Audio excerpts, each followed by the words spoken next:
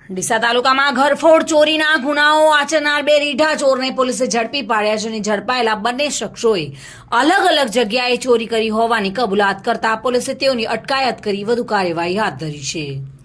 ડીસા તાલુકામાં છેલ્લા એક મહિનામાં અલગ અલગ જગ્યાએ ઘરફોડ ચોરીઓની ઘટના સામે આવી હતી, જેમાં ટેટોડા ગામે બંધ મકાનને નિશાન બનાવી સોના ચાંદીના દાગીના અને ઘર વખરીના સામાનની ચોરી થઈ હતી।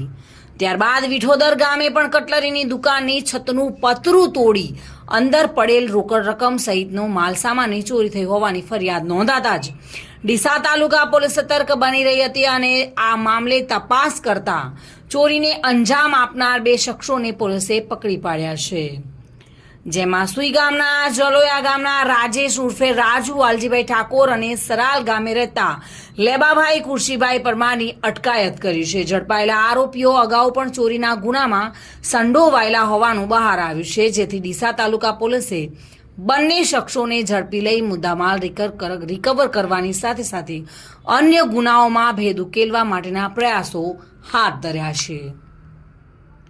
Bureau report, today Gujarati news.